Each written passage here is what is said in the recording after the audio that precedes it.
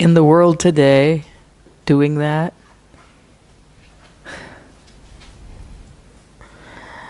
How wonderful. To pay attention to the wholesome, to ethical conduct, to dedicate ourselves to this all day practice. How wonderful. Thank you. And I know very well that today has probably been interesting for many of you. I use that word interesting that way. This challenging category really brings up a lot of hidden content, both mental, emotional, and physical. This is what purification feels like. And it can be quite intense. Which is why we start at the beginning of the week where it's much easier. And we go little by little towards this difficult category. And there's that specific sequence of categories that is laid out in a very particular way so that we go from what's most direct and immediate, understanding loving kindness for ourselves, into deeper and deeper water with it. In the Visuddhimagga it says this: one should practice loving kindness over and over again, gaining impartiality towards 4 persons. That is, the self, the dear friend, the neutral person, the hostile person. So as we go from category to category, the equanimity towards these groups of people grows. That impartiality of heart that doesn't favor one or the other, but stays connected. It isn't an impartiality of disconnection, it's connection. It's a balanced impartiality. So there's a phrase in the texts that describes what's happening here, and it's breaking down the barriers. And the barriers are the walls we build internally in the heart. I mean, this is a metaphor, it's not real, obviously, but not physical walls, but the walls in the heart that keep us separate from each other. And Buddhaghosa, who was the author of the Visuddhimagga, gives an illustration of this with a metaphor. He says, suppose you're on a journey by foot, accompanied by these 3 other people. So the dear friend, the neutral person, the hostile person. And you reach a crossroads and you meet a group of bandits. And the bandits hold you hostage and they say, okay, we want one of you for a blood sacrifice. You choose. And they look at you and they ask you to choose. Like a lot of things in the Buddhist texts, this is a very kind of, it's a very intense metaphor, I have to say. Imagine yourself in that situation. What would you do? Would you be saying, oh, take me so that everybody else can be, yeah. Or, take my enemy over there. My enemy. Oh. Or is it, the neutral person, I won't notice if they're gone. But what it looks like if the barriers are broken down is you look from one person to the other and to yourself and you go, same. Can't choose. There's a total equality of care. So we develop this impartiality that looks like that. And it's a form of equanimity that feels very different than vipassana equanimity. And it's a very different kind of equanimity. Because there is this active well-wishing.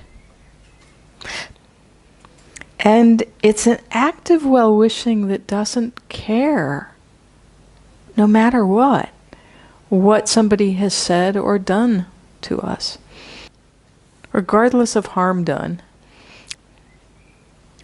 This is a very high bar, I have to admit, for all of us. And one thing to make very, very clear is this kind of impartiality, this very connected well-wishing to people who have harmed us, does not imply we let them continue to harm us. Metta is not passive in that way. So if there's harm being done, metta is capable of saying, no, that's not okay. But that no, it's not okay comes with a kind heart. It doesn't come with anger. So it doesn't make us timid or intolerant, or timid or tolerant of injustice. But there may even be, if, for example, about society as a whole, there may even be a righteous indignation about something that's wrong. And this is discernment, it's not anger. It's like, no, that's not right. And it's very constructive rather than destructive. So there is this impartiality that is developed little by little by little. Over and over, we incline the mind. And we work with our reactivity. We become friendly with our conditioning. We surrender to whatever is coming up. And we patiently, kindly feel that, hold it, and incline to loving kindness. The Jataka tales, which are the stories in the texts that are said to describe the previous lives of the Buddha, have so many stories of the Buddha in a previous life as an animal or a human being receiving really horrible things from other beings and developing patience. Patience, forbearance, forgiveness, especially towards ourselves, actually. No, I think I got that wrong. Forbearance, somehow. forgiveness, especially for ourselves. Yes, but I didn't connect that with the tail. It sounded weird the way I said that. The Buddha developing patience. Right, okay. Forbearance, forgiveness, all of these qualities. Okay. So once we have gone through all the categories and have this, even the beginnings of this sense of balance and impartiality, we move on to all beings. And this is a fundamentally different process than radiating loving kindness for one person or one being. So having broken down the barriers, we go from one to many. Like the neutral category, though, we've already become familiar with this sense of not knowing. That experience of not being able to connect because you don't know anything about that being. And as I said, introducing that category, this is what we have with all beings, but magnified exponentially. And as it said in that second chant, this one, yes. You want it? Yeah. In this chant, the Four Boundless States, if you look at the translation at the bottom of this page, you'll see. I'll say it in English, but you can read it in Italian. I will abide, pervading 1/4 with a mind imbued with loving kindness, the second, the third, the fourth, above, below, and everywhere, to all as to myself. I will abide, pervading the all-encompassing world with a mind imbued with loving kindness, abundant, exalted, immeasurable, without hostility and without ill will. That's That's a big step from one person to all directions. So the 4 quarters are the 4 cardinal directions. North, south, east, west. North, south, east, west. I'm trying to figure out where north is. North, south, east, west. Also above and below. And then zooming out, going to the whole vastness of the universe. You know. And also in the Metta Sutta that we've been chanting. Whatever living beings there may be. Small, medium, short, living near or far away, seen or unseen, born or to be born, may all beings be at ease. It's a lot of beings. And getting even more specific also with that other chant we've been doing, Sabbe Sata, Sabbe Pana, Sabbe Bhuta, breaking down all beings into different categories. All women, all males, all females, all awakened beings, all unawakened beings. We see these different lists in the texts, but really we get no advice about how to make this transition between one and many. So very practically, as it plays out in our practice, the first challenge is going from that vivid sense of connection with one being to infinity. And often people say, well, I can't visualize all beings, or I can't connect with all beings. Or how am I supposed to connect with all beings when I don't even know what they are? This is another one of those places where in the practice it's a very easy answer. Don't try, you can't. Not that way, anyway. Not what you're thinking about connection. This is a place where trust and confidence are very helpful. Because we can imagine some beings. And these beings can be, the English word is proxies for everybody else. They stand in for everyone else. So perhaps we're radiating loving kindness in the cardinal directions, and we radiate loving kindness to the north. And we can imagine, say, a neighborhood in Piacenza. A familiar place with familiar people. That's enough. It's like, okay, over there, may all beings, they and all beings, may they be happy. And then, we can also imagine, the mountains, I kind of imagine them, and then, there's Switzerland up there, and then you get up to Holland and the North Sea and the Arctic, and there are walruses up there. It's like all beings, including those that I can easily imagine. And trusting that metta is like the light going out from a lighthouse. The light we open the heart, and the light goes out, and it touches all beings, whether we can imagine them or not. That's why we say, don't create something and try to send it, because that's not what's happening. We open the heart, may all beings out there be happy, and that all-inclusive sense of whoever is out there, whether I know you or not.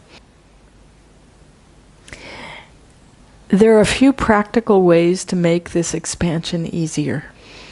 One is to kind of follow the texts that, like Sabbe Sata, Sabbe Pana, to break up all beings into different groups.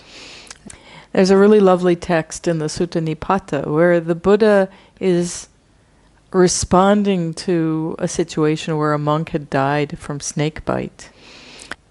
And he's instructing the monks, well, you need to radiate more metta to all these beings. So he goes through this list. I wish all beings with no legs well, all beings with 2 legs well, all beings with 4 legs well, all beings with many legs well. And that's just one example of how to do that. You can also imagine, and I'll do probably a guided meditation like this because I like it a lot, all beings in the air, all beings in the water, all beings under the earth, all beings on the earth. Tutti. That pretty much covers everybody. So we can go by categories like this, and we can make them up ourselves. Another way to expand is by way of proximity, closeness. So this is a form of practice that most people are most familiar with, because it's what you do in a like Vipassana retreat if you have, 25 minutes of metta. So beginning with yourself. And then after about 5 minutes, you go to the people sitting on either side of you and behind you and in front of you. And then everybody in the room, everybody in the town or the neighborhood, the region, the country, the continent, the world, the universe, going out in bigger and bigger steps. You can also radiate by way of direction, as it describes in this Four Boundless States text. And there's a particular sequence in the text that's quite confusing, because it goes from north, south, east, west, northeast, southwest. Forget about trying to remember that. Just go around the clock. So north, 5 minutes, northeast, 5 minutes, Quindi 5 minuti. east, 5 minutes, and so on around the clock. And by the time you've gotten all the way around, plus above and below, that's a little more than an hour of practice. So, as I said, you can get creative with this. Find your own way in. There's no way of doing this wrong. So that's the first challenge, how to go from one to infinity. The second challenge is actually more experiential than it is practical. We can connect, we care, but too much. And perhaps we have a vivid sense of the suffering in the world amongst human beings and non-human beings, and because we can't turn off our minds, we begin to lose our balance in that. Because we have to maintain that balance that is equanimity, rather than losing ourselves in some form of toxic altruism or just empathetic overwhelm. You said the last one was empathetic distress. And that the latter can look like grief or helplessness, overwhelm. When we become overwhelmed with the suffering and begin to drown in it. This is quite common, actually. I mean, when we begin to open to the suffering of the world, it's very, very normal for us to fall into some of these difficult states. But fortunately, we have a choice about whether we want to stay there or not. Joan Halifax Roshi, who is a wonderful Zen teacher in the United States, who works a lot with people who are dealing with end-of-life situations, has a wonderful way of putting this. She says, when we meet suffering, it's easy to fall into toxic states. But we don't have to make these our home. That's actually quite profound. Because sometimes when people touch grief that's profound, or these really difficult states on behalf of the state of the world, we feel somehow inside that if we lose that grief, we're denying the difficulty. We confuse the grief for care. And they are absolutely not the same thing. Just like metta has a near and far enemy, compassion has a near and far enemy. And of course, when we meet suffering, compassion is what arises. This is metta that turns to suffering. And the near enemy of compassion is grief. And it's said in the text how to discern whether your compassion practice is succeeding or failing. Compassion practice fails when the mind falls into grief. Again, Shantideva, who I quoted last night. And this is a quote that you often hear the Dalai Lama using. It's very supportive in terms of how to deal with what we feel about the world. If something can be done, what need is there for dejection? And if nothing can be done, what use is it to be dejected? So if you can do something, dejection is, there's no need for it. You can just do something. And if you can't do anything, then it's a useless thing to then dwell in this endless obsession about how bad it is. It just makes you unhappy. And it adds to the suffering in the world. In the Christian tradition, this is also articulated really beautifully by the prayer of St. Francis. Asking for the ability to accept what can't be changed, the courage to change what can be changed, and the wisdom to know the difference. Shantideva and St. Francis are on the same page. Very much so. And if we feel grief, of course you know what to do with that. It's just like any difficult mind state. Something to be felt, acknowledged. Something to be embraced with kind attention.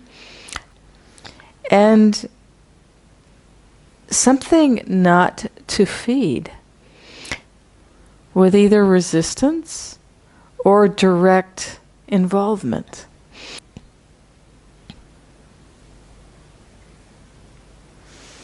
So in Buddhism, compassion is our doorway into this connection with all beings. And if grief arises, then our task is to know that that's there first. Sorry, I lost the last words. If grief should come up, our task is, first of all, to know that it's there. And to be honest with ourselves about where we are. We want to be the Dalai Lama and St. Francis, but maybe we're not. To acknowledge and embrace just where we are right now with this. And understand we are also part of all beings. And to incline the heart both to metta, of course, this is the practice. May I be at ease with this anyway. And to make sure that that comes with wisdom. Both the wisdom that understands, well, I can't do anything, why am I worried about this? But also the wisdom that understands the way things are. Life and death are messy. Samsara, by its very nature, is this way. It's supposed to be messy. That's its nature. Nothing will fix or change that. It's impossible. And besides, the world does not belong to us. It is not ours to fix. And all the practice in the world won't make it or us perfect. So the wisdom that knows, well, we can't really do much to change what's outside. We can't do anything to change the nature of samsara. That's just fixed. But we can certainly change what's inside. Somebody was remarking today with wonder. It's like, it is so amazing how feelings about people can change in the course of an hour of practice. So there becomes with the practice this shift in relationship to all beings and to each other. And we develop this beautiful resilience of mind and heart. And to do this requires that balanced attention that is willing to connect with imbalance. So if we have an attention that is willing and able, it's balanced attention, but it's willing and able to connect with those places of imbalance, that's the place we begin. And this is why we speak again and again and again about the patience and the willingness to connect with what is happening, even if it's unwholesome. So say grief arises about the climate situation or the political situation or the state of the world. That balanced attention is a willingness to connect with the grief without trying to force ourselves to be balanced. So it's a balance. This is such a paradox, which is why Donatella is going a little crazy with me right now. There is, with grief, an imbalance, but we can have a balanced attention about that imbalance.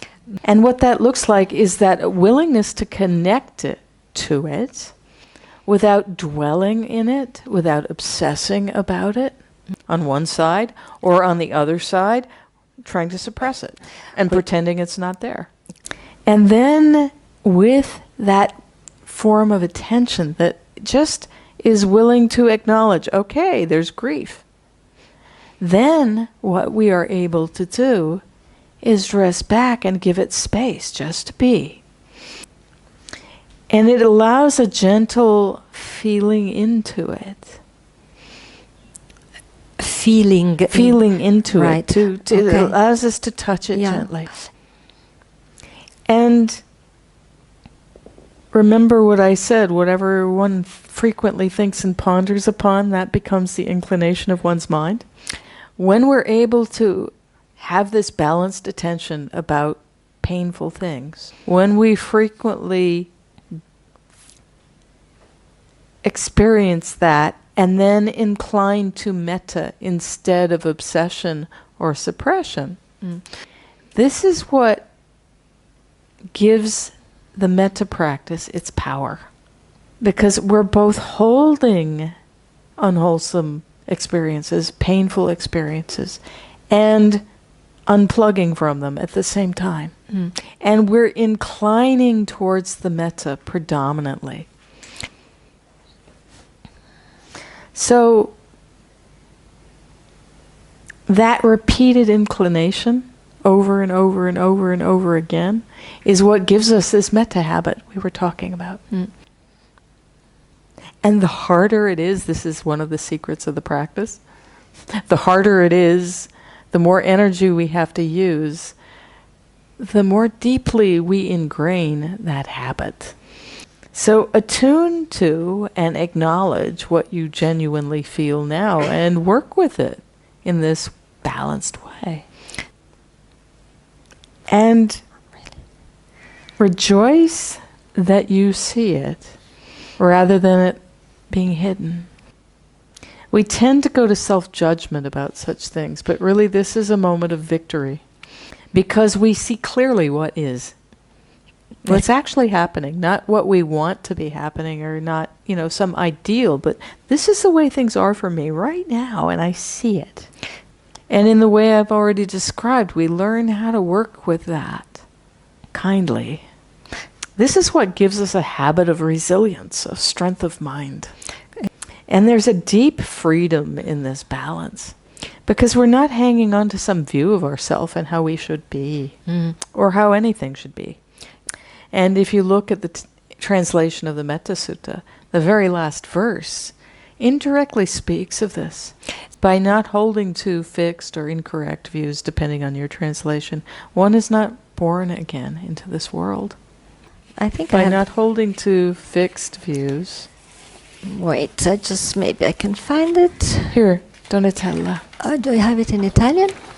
Okay, thank you.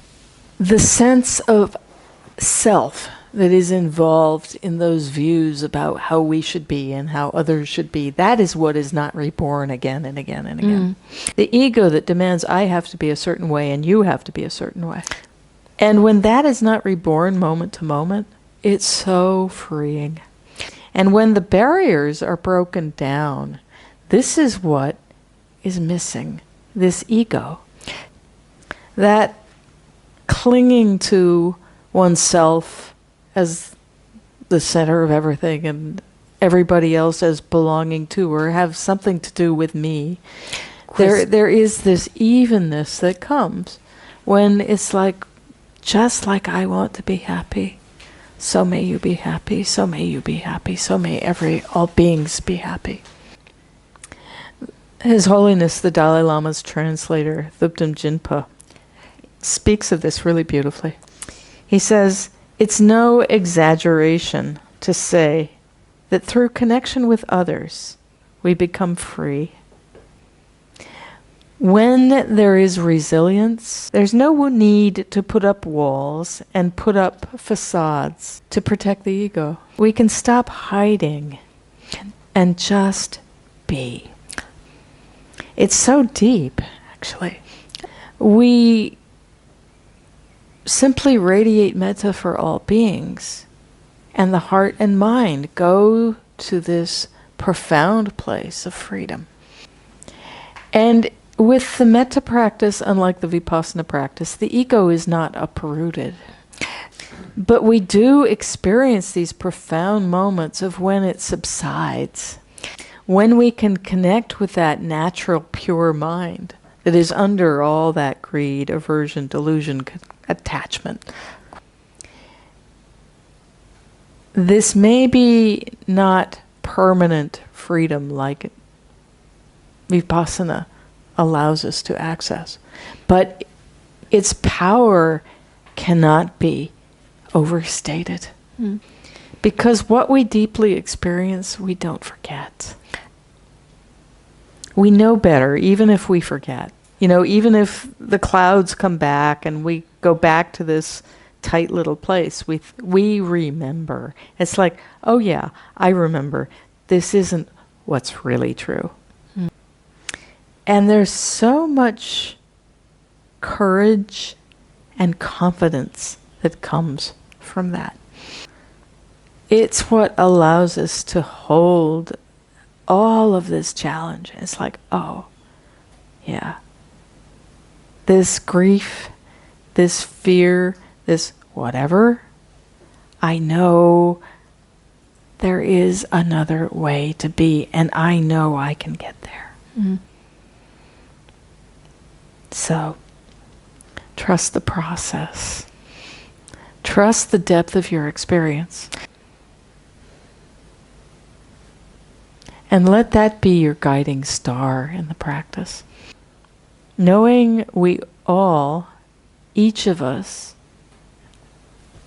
I, you, all of us, have this capacity to access that freedom of heart that looks like, may all beings be happy, with the barriers breaking down.